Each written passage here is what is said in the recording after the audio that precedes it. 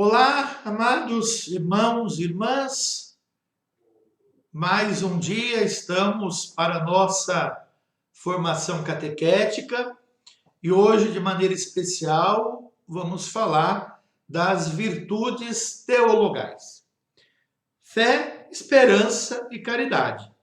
São três virtudes que nós aprendemos desde muito cedo, desde a tenra infância, a procurarmos na Sagrada Escritura. A palavra de Deus que propõe esta leitura, a palavra de Deus que propõe as virtudes teologais, estão e devem ser encontradas na primeira carta de São Paulo aos Coríntios, no capítulo 13, versículos 1 e seguintes.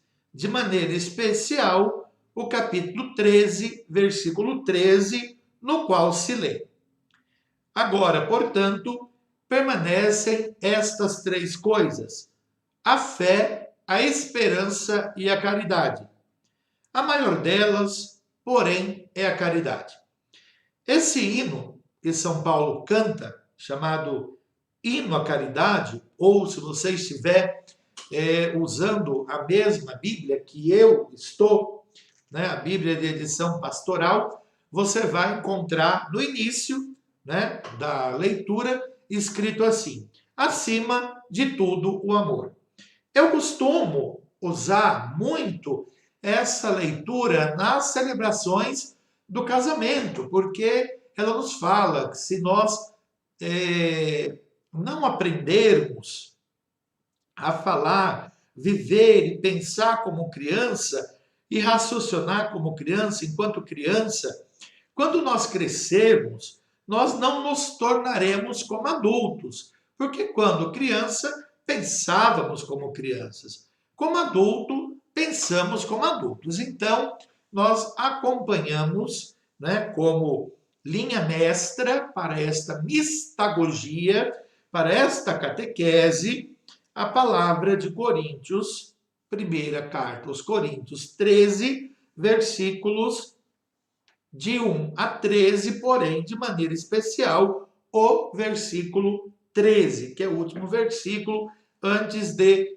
iniciarmos o versículo 14. Então, devemos cultivar as virtudes teologais no nosso relacionamento para com Deus. Primeiro, assim permanecem agora estes três: a fé, a esperança e a caridade. A maior delas, porém, é a caridade. 1 Coríntios 13, 13. Devemos cultivar as virtudes teologais no nosso relacionamento com Deus. Primeiro, né? A verticalidade. Nosso relacionamento com Deus. Verticalidade. A língua portuguesa, ela tem origem na língua latina, que era a língua falada na região do Lácio, que hoje é a Itália. Os romanos levaram sua língua para a região de Portugal, nascendo ali o português que foi trazido para o Brasil pelos nossos colonizadores. Assim, a palavra latina virtus originou em português a palavra virtude, que significa um conjunto de qualidades próprias do homem. O homem nasceu para fazer o bem. Do Gênesis, primeiro livro da Bíblia, e que fala do começo do mundo, extraímos a fala de Deus.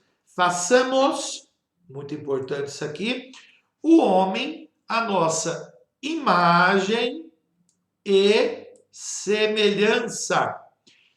Somos imagem e semelhança do Todo-Poderoso. Portanto, nascemos para cuidar bem das coisas que Ele criou para nós e também para viver bem uns com os outros. A verticalidade. Então, a horizontalidade, vivendo com Deus, e a horizontalidade, vivendo com o próximo. Nascemos para cultivar e praticar o virtus, ou seja, a virtude, que é a boa vontade de sempre fazer o bem. É bom grifarmos isso aqui, porque isso se faz muito importante na nossa busca, na nossa caminhada para com Deus. O virtus, a virtude, é cultivar a prática que é a boa vontade de sempre fazer o bem. Então, esse é o virtus.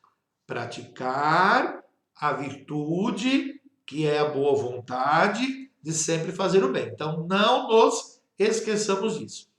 Depois, as virtudes podem ser humanas e teologais, né? As teologais, fé, esperança e caridade. Nós cultivamos e usamos as virtudes humanas para conviver bem com os outros, com as outras pessoas, no meio da nossa família, na nossa comunidade e no mundo, enfim. Então, as virtudes humanas são aquelas virtudes que nós vamos repetindo, né? Nós temos duas formas de definir isso. Vícios são repetições de coisas negativas, de coisas ruins, do pecado. Por exemplo, o vício do cigarro é a repetição de você fumar o cigarro. O vício da bebida é a repetição de você usar do álcool ou de qualquer outra bebida. O vício da droga é a repetição de você usar a droga. E que são as virtudes? As virtudes são as repetições de coisas humanas boas, por exemplo, o amor ao próximo, a ajuda ao outro, a prática de pedido de perdão. Então, são virtudes humanas que você vão transformando em virtudes. Vícios, coisas negativas, virtudes, as coisas boas, as coisas positivas. Nós cultivamos e usamos as virtudes humanas para conviver bem com as outras pessoas. Olha que interessante. Para conviver bem com as outras pessoas. No meio de quem? Da família. Já deixei grifado aqui laranja. Na nossa comunidade, uma comum união de unidades, de indivíduos, uma comunidade. E no mundo, né? Eu vivo dentro de uma sociedade. Primeiro, a minha sociedade familiar. Depois, a minha sociedade, comunidade paroquial. Depois, a minha sociedade Teodoro Sampaio. Ou, de uma maneira abrangente, a minha sociedade região de Presidente Prudente. Dentro dessas sociedades existem as comunidades católicas, evangélicas, espíritas, ateias, umbandistas, candomblistas, existem outras denominações de igreja. Isso se chama sociedade. Cada indivíduo participando de suas comunidades.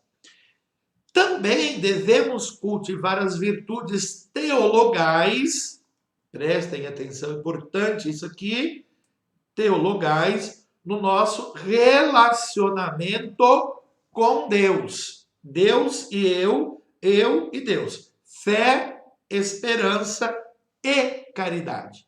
Né? O caritas, ou o amor, é o fruto da fé e da esperança.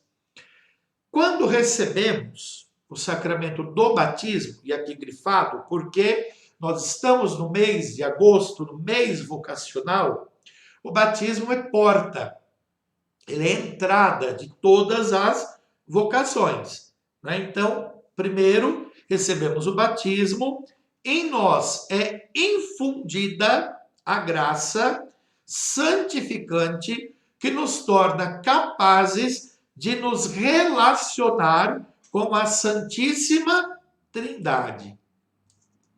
Olha que interessante. De nos relacionarmos com a Santíssima Trindade e nos orienta de maneira cristã a agir. Então, presta atenção aqui nesse ponto muito importante. Nós, batizados, católicos, apostólicos, romanos, agimos, interagimos na Trindade e pela Trindade. Muito importante isso.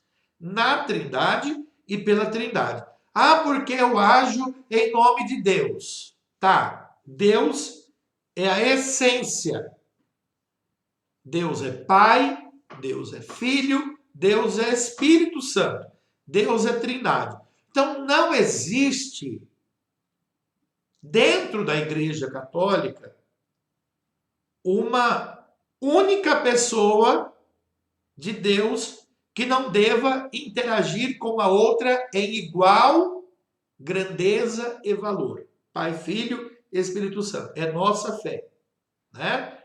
É nossa fé. Pai, Filho, Espírito Santo. É nossa fé. É trina. Ah, porque é o Espírito Santo. O Espírito Santo é uma das pessoas da Trindade. Ah, porque é em nome de Jesus. Não, é em nome de Deus.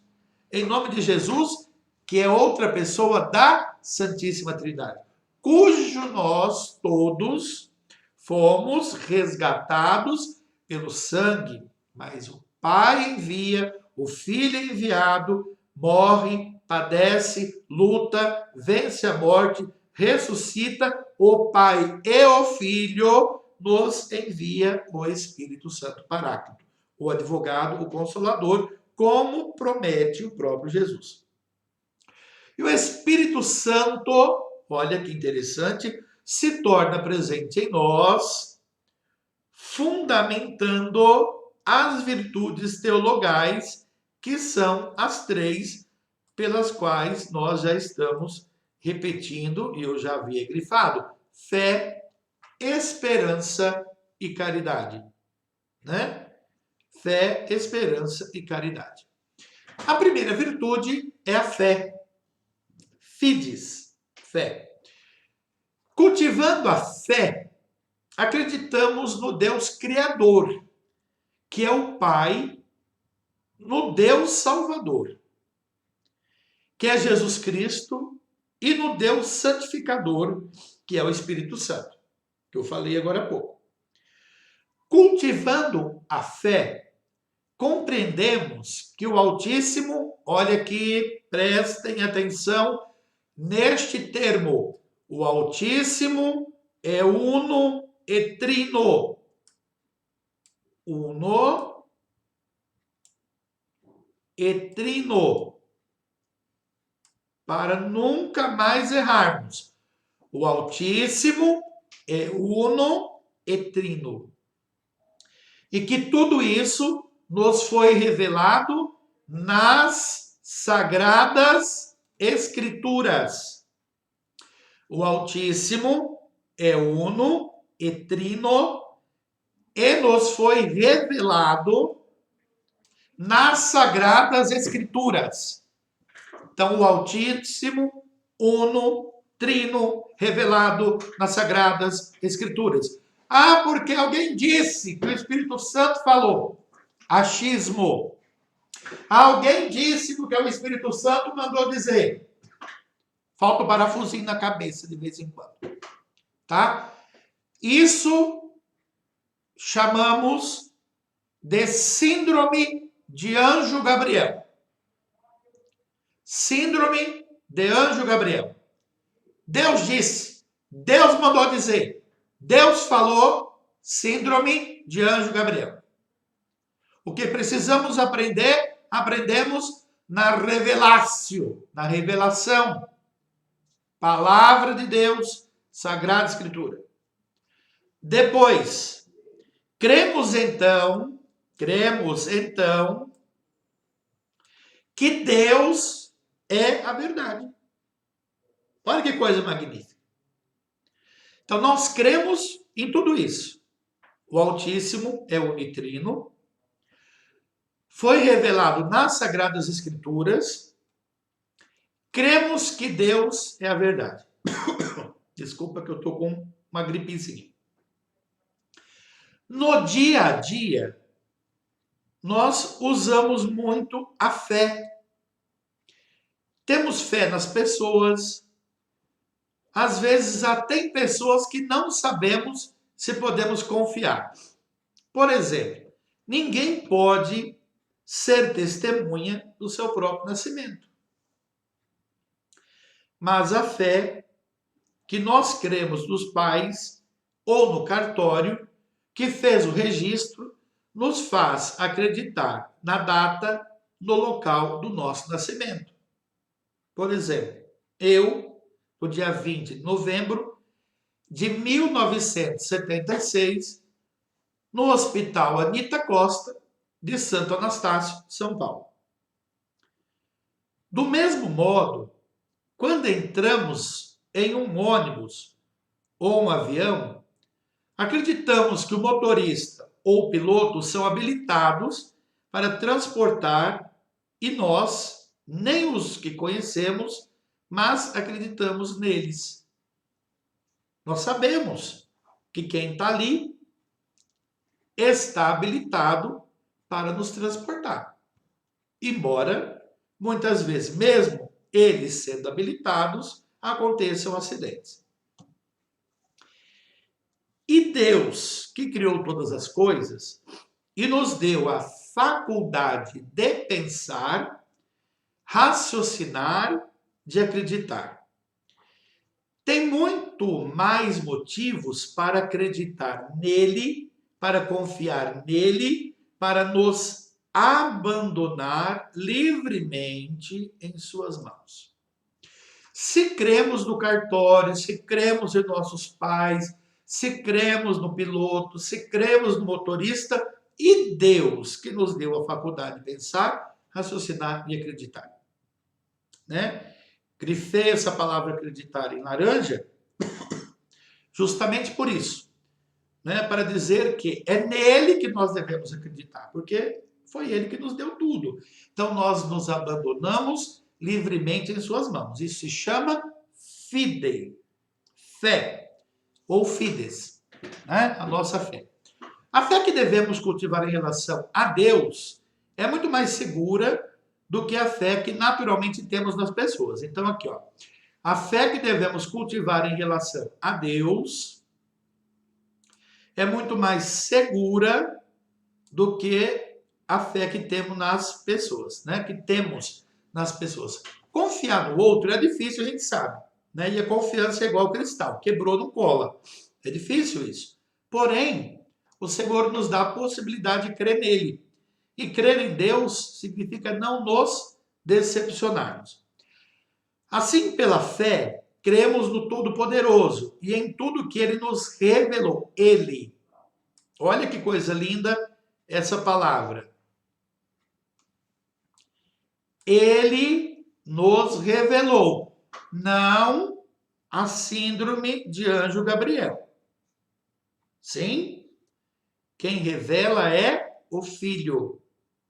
Revela o Pai pelo Filho e nos faz compreender o Espírito Santo aquilo que já foi revelado. Tenho muitas coisas a vos dizer, porém vós não conceberíeis agora.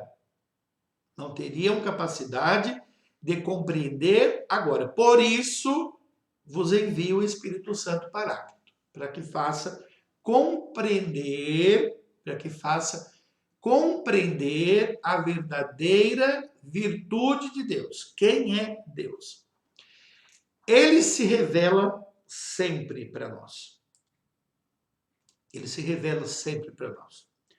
Primeiro pelos profetas, depois através do seu Filho, que é a sua palavra, e se revela também a nós através do testemunho dos apóstolos. Prestaram atenção aqui? Apóstolos. A revelação termina quando o último desses senhores morre. Com a morte de João, acabou a revelação. Guarda isso na tua cabeça. Guarda isso. Com a morte de João, acabou a revelação. o que havia de ser revelado, morreu com João, lá na ilha de Patmos. Então, o que a igreja faz? A igreja, inspirada pela Sagrada Escritura, tradição e magistério, reunidas em concílio ou na figura do Santo Padre, através de motu próprio, ela define verdades de fé pré-estabelecidas na Sagrada Escritura, transformadas em lei no Código de Direito Canônico e em doutrina do catecismo. Depois, as cartas complementares, as encíclicas, os motu próprios, os sínodos vão trazendo a nós revelações, né? E vão trabalhando em cima de tudo isso, aquilo que já foi revelado. Por exemplo, está lá no Evangelho: não podemos dar a carta de divórcio. Moisés a dava porque eram duros de coração, a não ser que a união seja ilegítima. Por isso, a igreja, no tribunal eclesiástico, nos tribunais eclesiásticos, ela investiga se a união foi verídica ou não. Se a união foi ilegítima, se ela não houve, a igreja dá um processo ganho a uma das partes, ou aqueles que contraíram um matrimônio inválido, a igreja prova que aquele matrimônio não foi válido. Por isso, a igreja não vai contra, nunca, de forma alguma, em maneira alguma, e aqui coloca nunca, nunca, nunca, ponto, contra a Sagrada Escritura. A igreja, ela é detentora da Sagrada Escritura. Ela traz a Sagrada Escritura dentro daquele tripé que eu sempre digo: Sagrada Escritura, tradição, magistério, Sagrada Escritura. Então, sempre, sempre. Depois, e constantemente, através dos acontecimentos da história da humanidade e da história de cada um de nós, né? Da história de cada um de nós. A criança tem uma fé sem limites na mãe, desde muito pequena, porque foi ela quem a gerou, amamentou, ensinou-lhe a andar e a falar. E Deus, que preparou um mundo maravilhoso para nós e nos colocou como centro deste mundo, né? Aqui cabe uma ressalva. Eu sou professor de história, né? Eu sou formado em filosofia. Então, esse colocou como centro deste mundo não é algo que eu estou dizendo voltando ao antropocentrismo, tá? Então, compreendam muito bem. Eu não estou falando aqui nem de heliocentrismo, nem de antropocentrismo, nem de teocentrismo. Eu não estou falando disso. Eu estou dizendo que das criaturas que nós conhecemos até hoje, provada a existência de tantos milhares de exoplanetas que existem, de galáxias que já foram descobertas, de planetas que temos conhecimento do nosso sistema solar, de tudo isso que temos ao nosso redor, de todas as criaturas, de todos os animais terrestres, de todas as aves, de todos os seres aquáticos, nós fomos colocados como centro.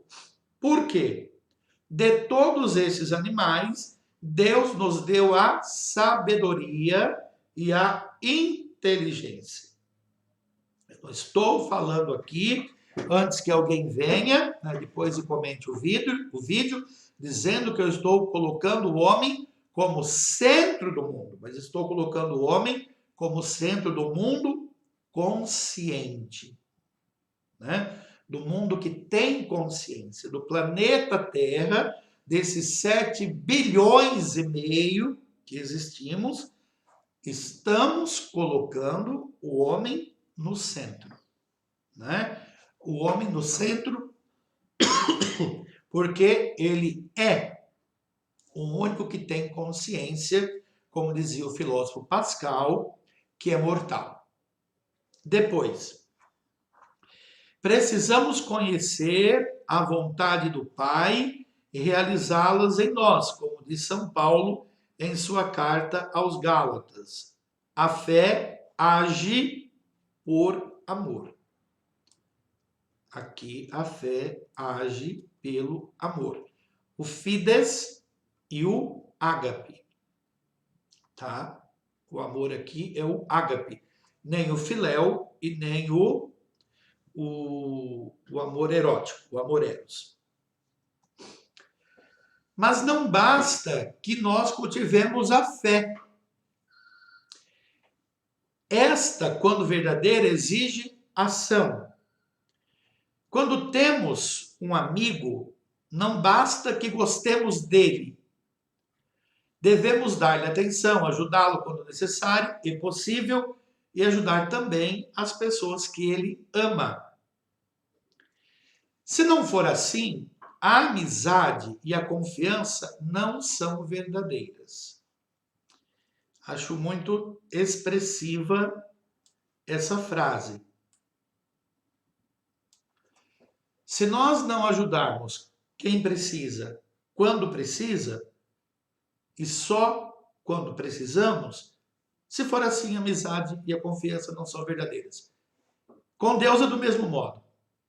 De que adianta a pessoa acreditar nele e não fazer nada para melhorar o mundo que ele criou com tanto amor? Santa Teresa de Calcutá, ou Madre Teresa, dizia: eu sei que o meu trabalho é como uma gota no oceano, mas sem ele o oceano seria menor. O meu trabalho, sem o meu trabalho, o oceano seria melhor. Sem o seu trabalho, o oceano seria melhor. Sem a sua caridade, o oceano seria menor. E São Tiago, em uma das cartas, nos diz que a fé sem obra é morta. Confira Tiago 2,26. Não basta ter fé. Erguer as mãos com alegria. Ei, vamos louvar a Deus. Vamos louvar a Deus, tá? Mas Padre Zezinho diz, mas repartir também o pão de cada dia.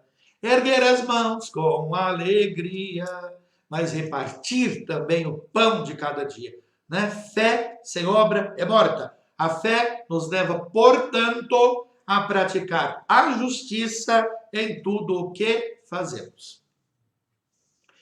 Segundo, a segunda virtus, a virtude, a esperança. A esperança é a virtude que nos ajuda a desejar e a esperar tempos melhores em nossa vida aqui na Terra e a ter a certeza que conquistaremos a vida eterna, que será a nossa felicidade. Olha, grava isso, que bonito, hein? A vida eterna será a nossa felicidade. Ah, padre, eu não sou feliz, eu tenho tantos problemas na minha vida. Eu queria que você viesse um dia, aqui na paróquia, tentar resolver os problemas que eu tenho que resolver. É com a empresa do gesso, é com problema de goteira. Cada vez que mexe mais na igreja, mais a igreja aparece problema. Rachadura, é trinco, é piso, é rodapé, é problema com funcionário. Vem tentar um dia. E pergunta se eu sou infeliz. Claro que não.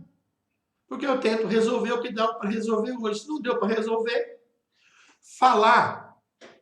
Muita gente fala. Dá palpite? Muita gente dá.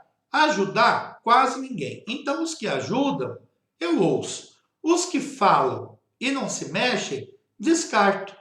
Porque falar por falar não muda nada. Palavra não move. Eu posso falar, vira folha, vira folha, vira folha. Mas se eu não pegar com a mão aqui, ó, e virar a folha não vira. Então, não adianta nada Falar por falar, para mim não adianta. Muitas vezes, passamos por momentos difíceis e achamos que a vida não tem solução. Olha, isso aqui é uma verdadeira definição de muitas pessoas. O mundo hoje ele está violento, cheio de catástrofes, está. Ele tem problemas? Tem pandemia, tem terremoto, tem neve no sul, tem frio, tem chuva de granizo em Teodoro, teve chuva de granizo em Rosana, arrancou árvore, teve problema? Teve. O teto da igreja caiu, estamos vendendo almoço quase para comer a janta, estamos, mas estamos bem? Estamos, né? A cada dia que assistimos na TV, e até bem perto de nós, cenas de maldade, agressões, violência, e assistimos também às tragédias provocadas por desastres da natureza, que eu acabei de dizer, né? Agora, paramos um instante e refletimos, né? Por quê? Precisamos refletir sobre tudo que está acontecendo, encontrar onde está a falha e buscar uma solução. Sozinhos, não somos nada. Grava isso. Grava isso aqui. Sozinho não somos nada, mas com Deus tudo podemos. Mas com Deus tudo podemos. E o que eu posso com Deus? Eu posso com Deus muita coisa. Eu posso rezar, eu posso me colocar nas mãos dele, eu posso pedir orientação silenciosa dele, eu posso acreditar na sua benevolência, eu posso acreditar que ele vai agir. Só que a esperança, ela não como eu posso dizer aqui, algo que me dê uma certeza de que Deus vai fazer o que eu quero. Eu preciso tanto, Deus, de um celular novo. Ai, Deus, eu quero tanto um celular novo, porque o meu já não tem memória, o meu tá velho. Tá, aí você vai lá e pede para Deus, Deus, eu quero um celular novo. Não vai cair do céu, querido. Não vai, não vai, né? Deus, eu queria tanto mudar de vida, ganhar bem, ter um emprego melhor. Eu tenho tanta esperança nisso. Se você tiver esperança, você vai morrer esperançoso se você não pegar na caneta, no livro, se você não fizer uma faculdade, se você não estudar, se você não se envolver naquilo que você está fazendo, não vai mudar. Não vai. Vai continuar sendo quem é, vai continuar sendo aquilo que é, não vai ter um conhecimento maior. Esses dias eu falei sobre a dormição de Maria, né? Passou o domingo da Assunção e depois eu peguei um texto, né, e postei no Facebook. E uma pessoa disse assim, porque eu acreditei desde pequeno que Maria não tinha morrido, que minha mãe disse que Maria foi levada para o céu de corpo e alma. E quem disse que Maria não foi levada para o céu de corpo e alma? É o nosso dogma de fé, né? A Assunção de Maria, a ascensão do Senhor. A Assunção de Maria, né? E quando Maria foi assunta, ela precisou passar pela morte. Se até Jesus passou, por que Maria não passaria, né? Só que Maria não foi corrupta, ela não teve corrupção na vida dela, ela nunca agiu por corrupção e a corrupção do pecado nunca esteve dela, por isso nós chamamos ela de Imaculada Conceição, que ela foi concebida imaculada e concebeu imaculada. Por isso, aqui nós dizemos, Maria morreu, sim, mas não passou pela corrupção. E aí, depois do texto, de explicação, de ter falado de tudo aquilo que a igreja ensina, a pessoa vai lá e diz, mas eu ainda prefiro acreditar na minha mãe, que minha mãe disse que Maria foi levada viva para o céu de corpo e alma. Olha, vou dizer uma coisa para você, nem Jesus, tá? Ele precisou passar pela morte. Depois da ressurreição, dele ter retomado a vida, dele ter voltado à vida, dele ter ressuscitado, que ele subiu aos céus. Mas primeiro, ele precisou morrer na matéria.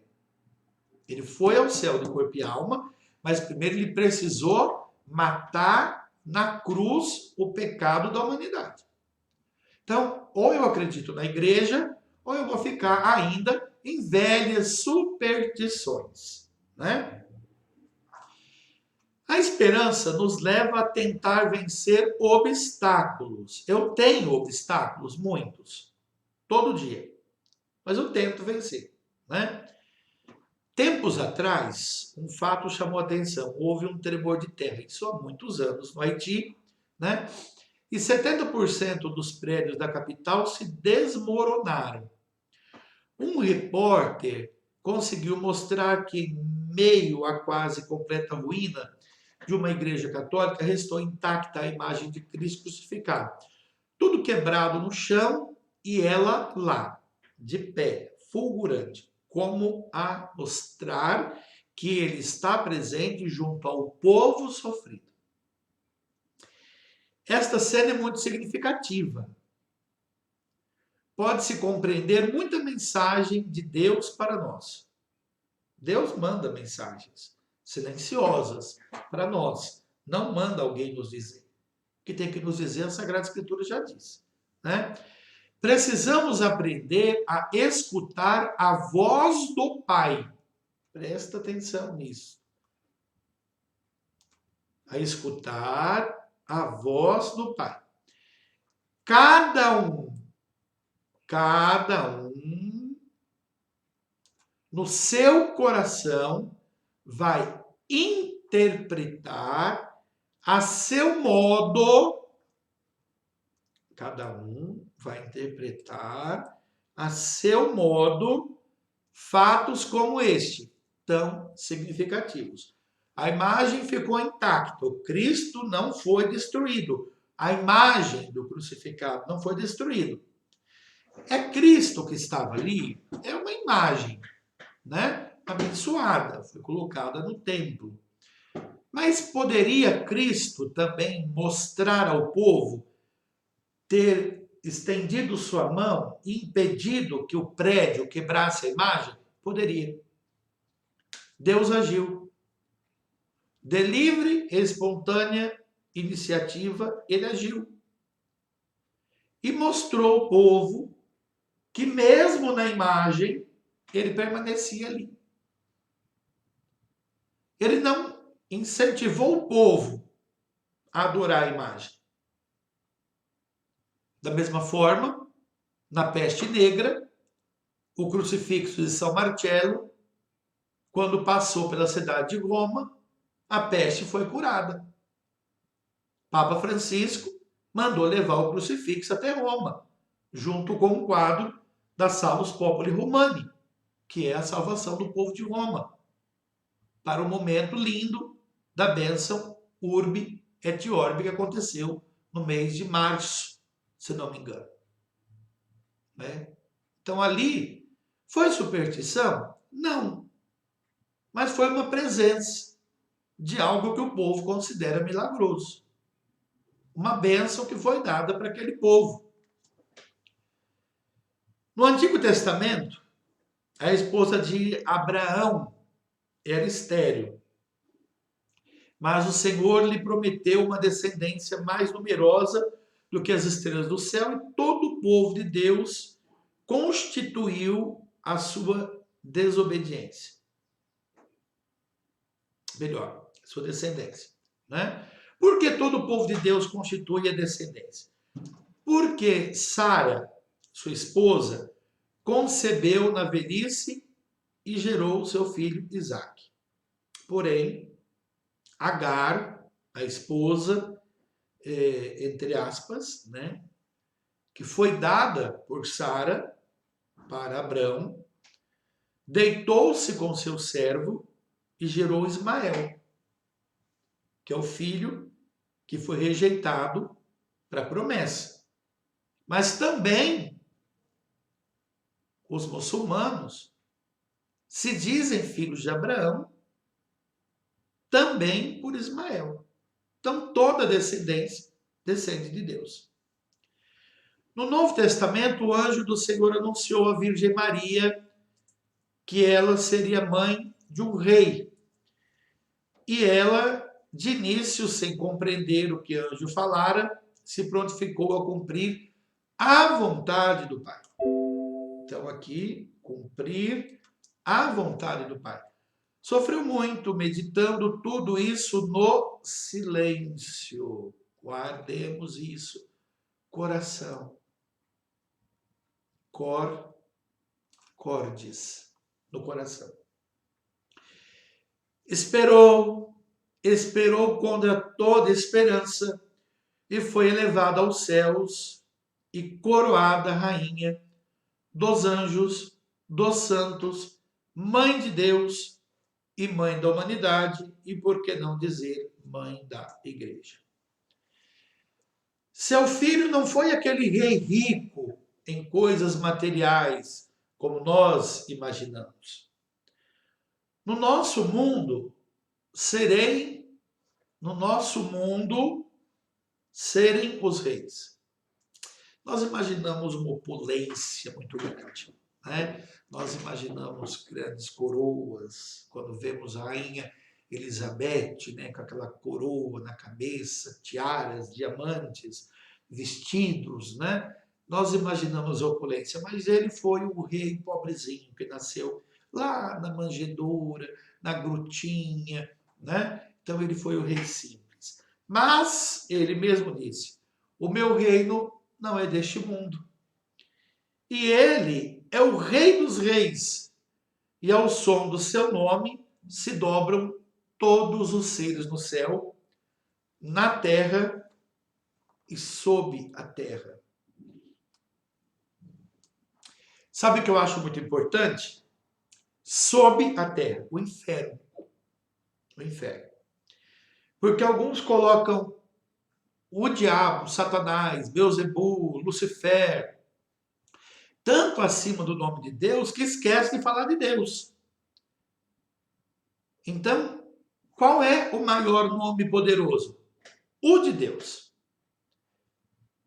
No céu, na terra e sob a terra. Somos, por meio de Cristo, herdeiros da esperança e da vida eterna. Da esperança e da vida eterna. Vamos entrar agora na última virtude. A virtude da caridade.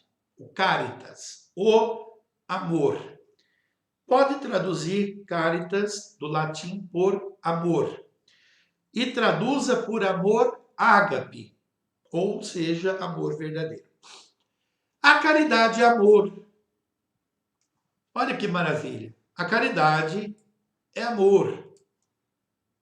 São palavras sinônimas. A caridade não é somente procurar uma moedinha no fundo da bolsa e jogá-la na latinha de quem pede. Presta atenção, olha que profundeza. Quando nós iniciamos a Semana Santa, melhor a Quaresma, nós fazemos a abertura da campanha da fraternidade. E lá nós entregamos o cofrinho para que seja devolvido no domingo de Ramos todo o fruto, né, da campanha da evangelização.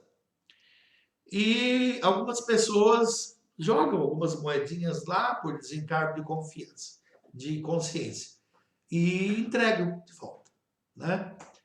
E o que eu acho muito interessante é que, na verdade, é oração, jejum e esmola, que é a caridade. A oração e o jejum devem produzir um fruto que deve ser colocado ali, não é? Então não é procurar no resto, é dar o que tem, dar o que tem de melhor. Caridade não é só ofertar um prato de comida a quem tem fome. Não é somente tirar do nosso guarda-roupa um vestido, uma blusa, um sapato ou qualquer objeto que não usamos mais e dar a quem não tem. A caridade é amor. É conhecer a dor da pessoa que vive perto de nós, que seja da nossa família, na comunidade ou mais distante. Conhecer a sua dor e procurar com ela resolver o seu problema. Caridade é dar um bom dia, é sorrir para uma criança indefesa, para um jovem, às vezes desorientado, para o idoso que carrega seu fardo com dificuldade.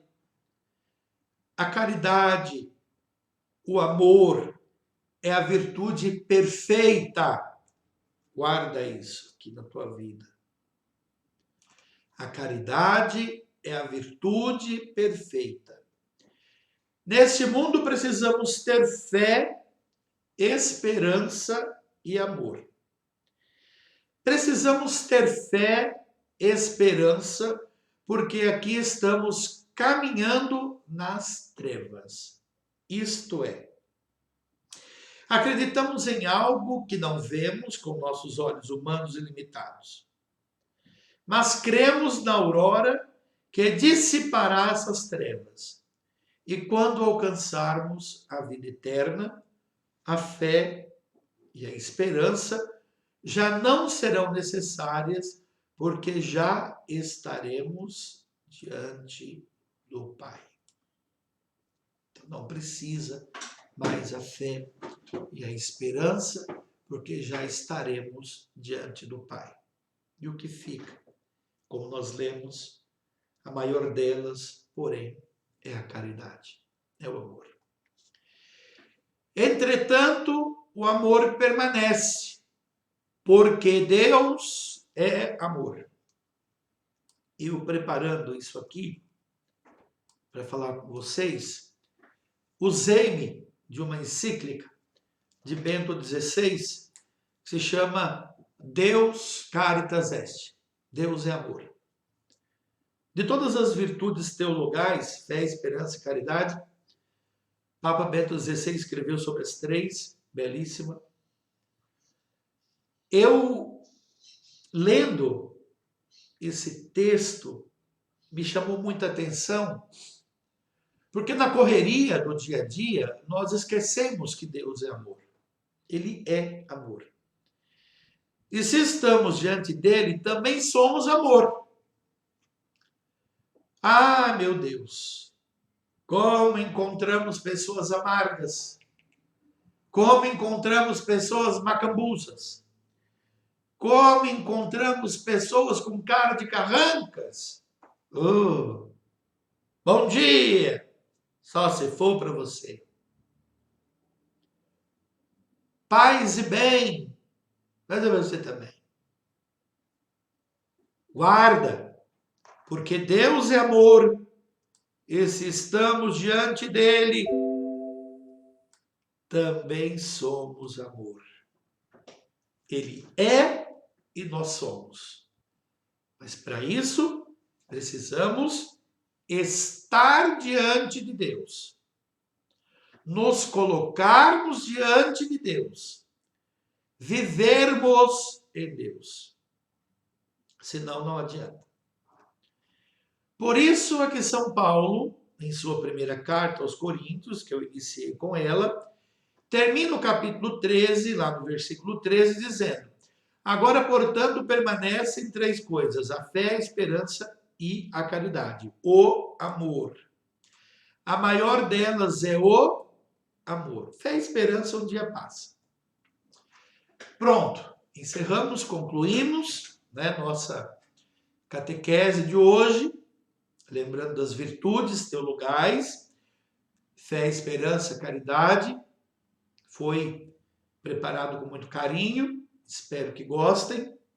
Estará disponível no nosso YouTube, Aparecida de Teodoro, Reina o Senhor, também na nossa rede social, né, será colocado o link, você puder apoiar o canal, você puder clicar lá no inscrever, se nós precisamos chegar a 1000 inscritos para podermos transmitir a missa também pelo YouTube, às vezes o Facebook cai, então você puder clicar, clica também no sininho, quando tiver uma catequese, você receberá, ou quando tiver alguma formação ou comunicado, o padre sempre envia por lá.